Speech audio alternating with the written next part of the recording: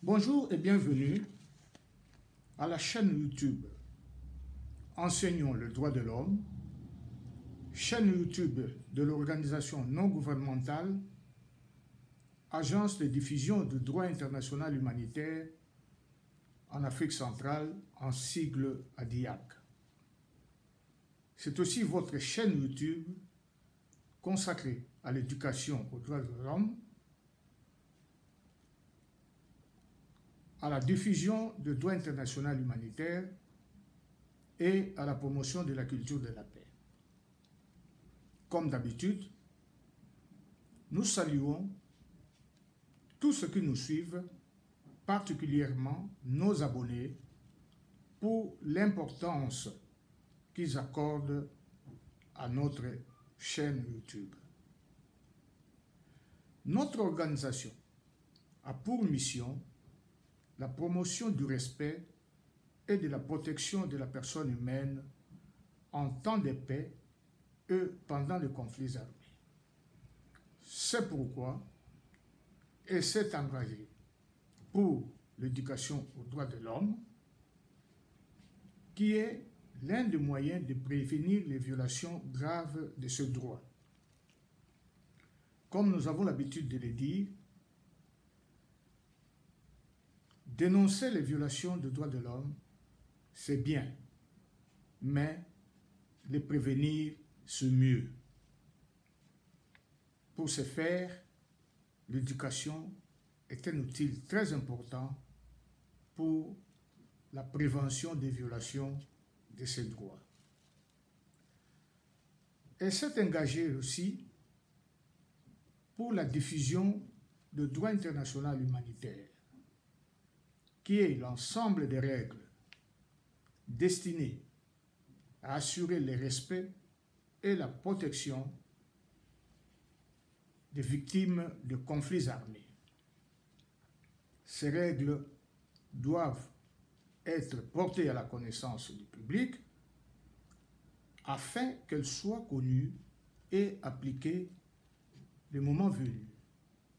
Et nous voulons aussi signaler que ces règles sont contenues dans les 4 conventions de Genève du 12 août 1949 et dans les 2 protocoles additionnels de 1977. Notre organisation s'est engagée également pour la promotion de la culture de la paix,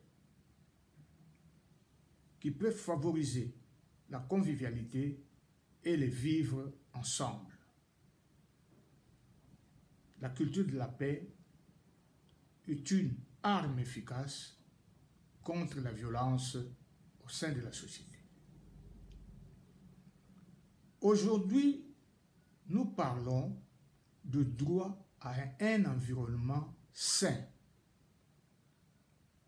Ce droit est proclamé par la déclaration de Stockholm et la déclaration de Rio, que nous allons voir maintenant. Alors, qu'est-ce qu'on entend par un environnement sain? Un environnement sain est considéré comme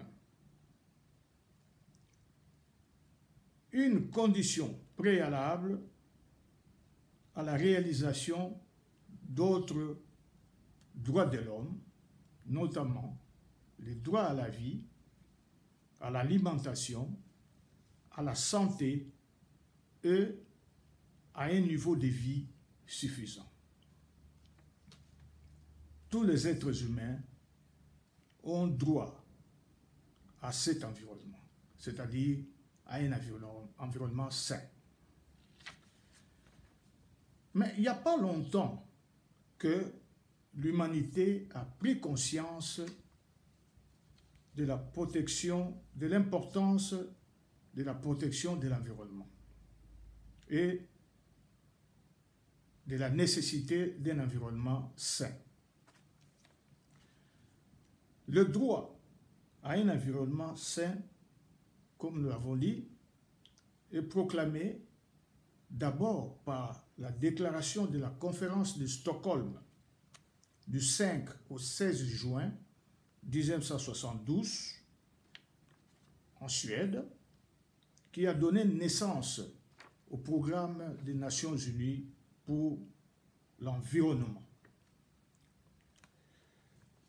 Et il y a également la déclaration de la conférence de Rio au Brésil du 3 au 14 juin 1992 sur l'environnement et le développement.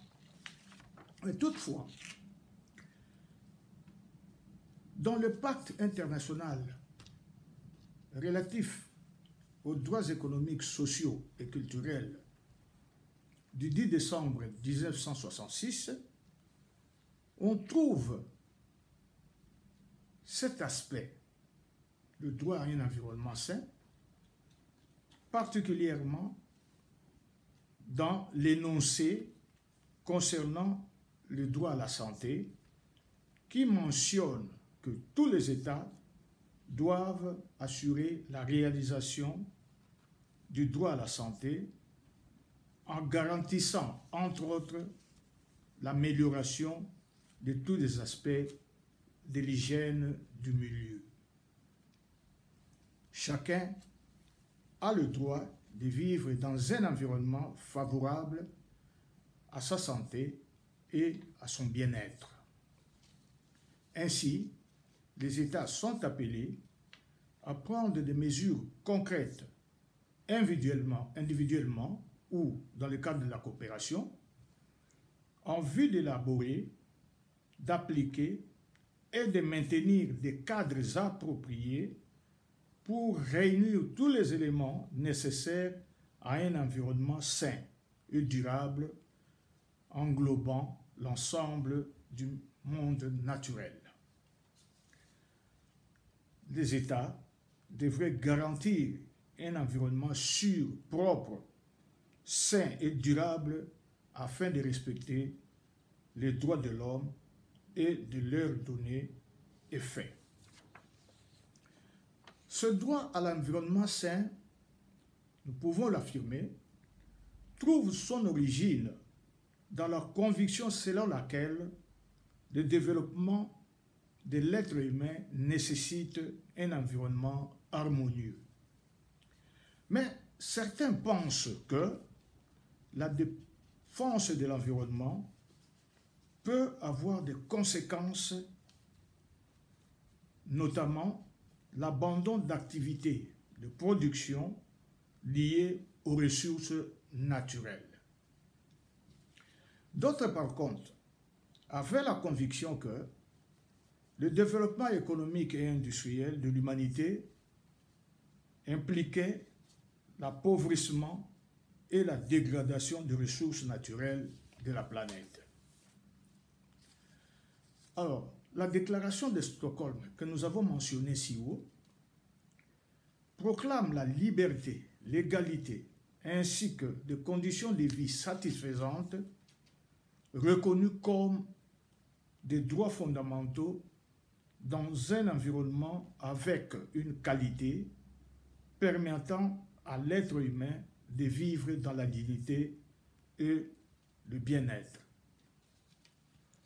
Quant à la déclaration de Rio, nous l'avons ici mentionné, elle revêt une importance fondamentale dans la mesure où elle a introduit le concept du développement durable. Selon Madame Gro Harlem, ancien Premier ministre norvégienne, le développement durable est un développement qui répond aux besoins du présent sans compromettre la capacité des générations futures à répondre aux leurs, donc de répondre à leurs besoins. Autrement dit, l'être humain a le devoir de protéger l'environnement pour les générations futures, pour les générations actuelles et futures.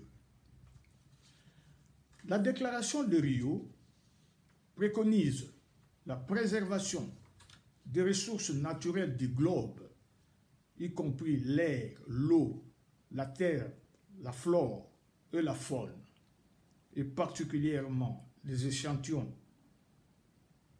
représentant des écosystèmes naturels dans l'intérêt des générations actuelles et futures par une planification ou une gestion selon le besoin.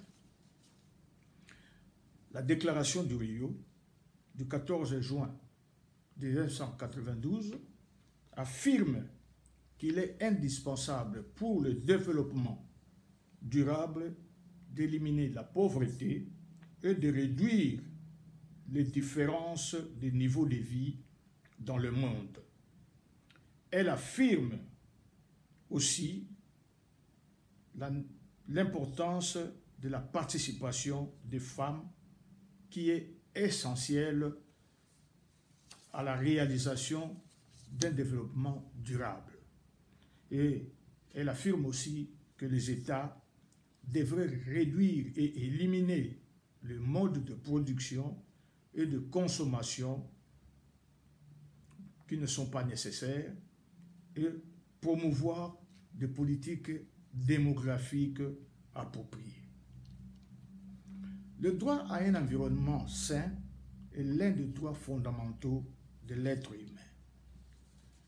Il permet à l'être humain la jouissance des autres droits qui lui sont reconnus par la Déclaration universelle des droits de l'homme du 10 décembre 1948 que nous avons cité plus haut.